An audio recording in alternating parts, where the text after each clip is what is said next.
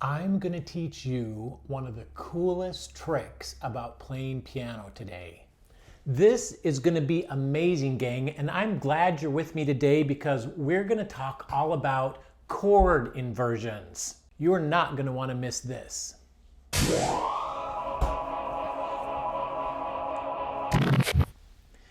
So can you believe it? We are already 1 month into the new year, 2021. We're towards the end of January now, and it's so great to have so many of you here at Music Made Easy. Thank you so much for your support. At the end of this, if you've liked this video, or maybe right now, just give me a thumbs up on this video. It really does help the channel. And don't forget to comment down below. I want you to tell me how you're doing on the progress you're making from the goals that you set earlier this month, from the video that we did at the first of the month. I'll link that right up there. Tell me how you're doing, what songs you're learning. I want to be involved with you. I want to know what's going on for you. So let me know. Chord inversions. Now, this is the coolest part about playing piano because if you can master chord inversions, you can play any song. Now, a few weeks ago, we talked about chords. I'll link that video right up here if you want to watch that again, or if you didn't get to watch that. We talked about chords and talked about a C chord and a D chord and an E chord and an F chord and a G chord and an A chord and a B chord. We did all the chords, and I'm hoping that over the last couple of weeks you've taken some time and have been practicing these chords. Now, as we go to start playing songs, one of the things that we talked about is it's really hard to move your hand all around the keyboard to play different chords. So let's say, for instance, we were doing a song, and we'll start here with C major. Let's say we were doing this song, and the next chord was an F chord. Okay, so we'd have to come up to this F, and the next chord was a G chord. Okay, and then we needed to do another C chord, but we wanted it to sound higher, so we'd come up here. All right, so here's the song we're playing. 1, 2, 3, 4. We go to the F, 2, 3, 4, to the G, 2, 3, 4, to the C. All right, now that's not that hard.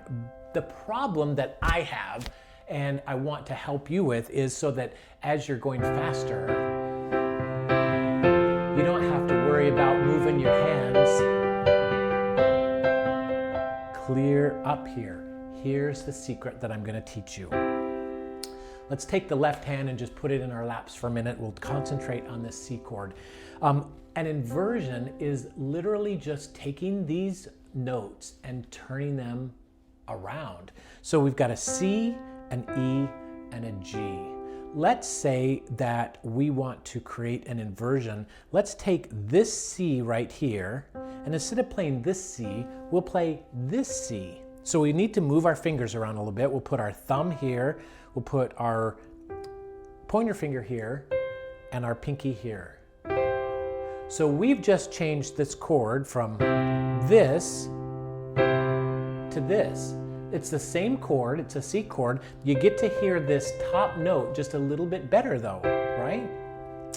Now, this is called a first inversion. You know that because the C, which is the root note of this chord, is in the first place, if you will. It's in the top spot in this inversion. Now, let's try this again. If we've got C, E, and G, and we took this C and we put it up here, so now we're playing this chord. What happens if we take this E and put it somewhere else? Let's do it up here. So now we're going to put our thumb here. We'll play, here's the C and here's the E.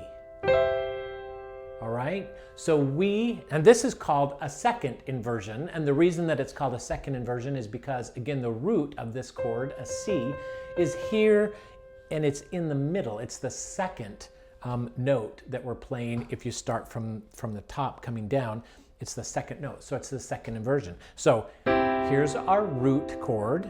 Here is our first inversion, And here is our second inversion. And if we put the bass note with it, this C, and remember, because this is all just a C chord, it's the same C on the bottom.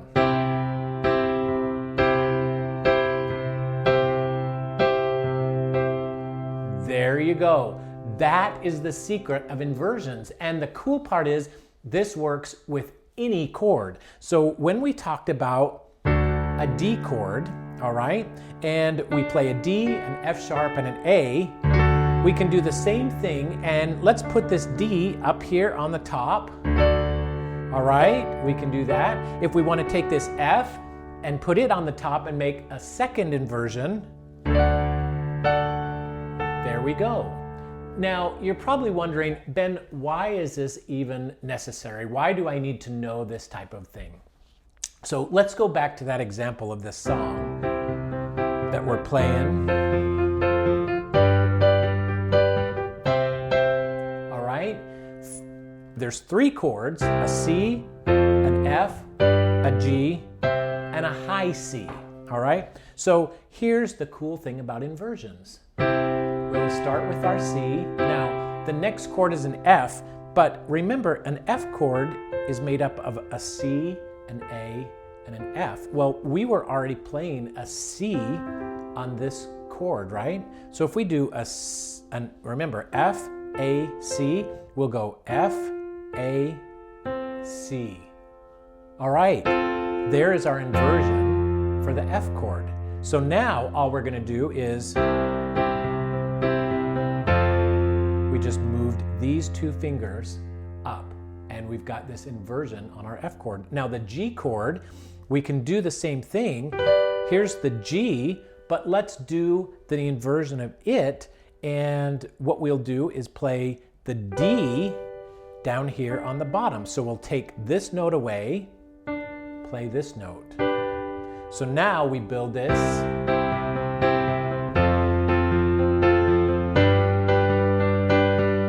And we want to finish with a C, but we want it to be a high C, but I don't want to put my hand clear up here. So a C is made up of a C, E, and G, right? So let's just take this C from the bottom and put it up here, because we were already playing a G, right? We were going...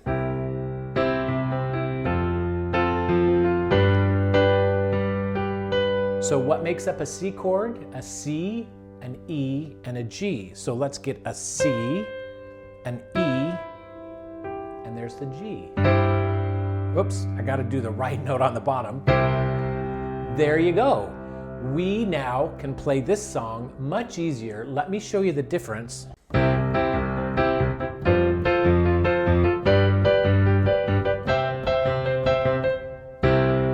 And here it is after the inversions. Watch my hands stay almost in the same place.